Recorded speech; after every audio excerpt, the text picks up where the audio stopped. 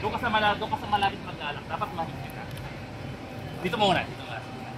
Para hindi lang kasi yung tali natin. Rick, sa kalala ka ba kay Sir Jerry? Oy, wag kayo tumama. Ayaw mo sila makapokus. Ayaw mo makapokus. Pag may mga talian na po. So dapat na po yung magtatali. dito ka muna sa... Hindi, wag kang lilipat ka lang.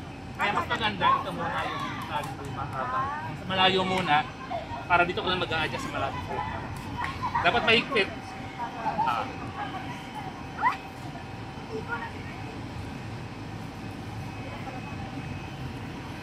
Kasi dapat mahigpit.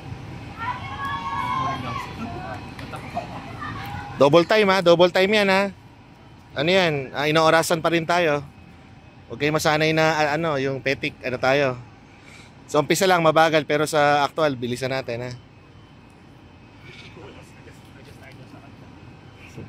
Paano yung pag-dito, sir? Papasok po dito? Ganun din.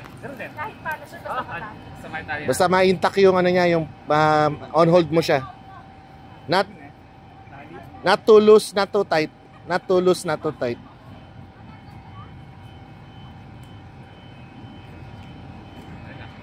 Bagay na bagay mag first aider si Ma'am Chelaisa. Ito na pala kaya pa-attendin ko Sir Jerry ng ng first aid sa C5 sa April.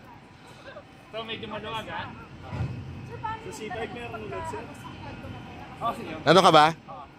Matay ka ba lang? Diyan ka na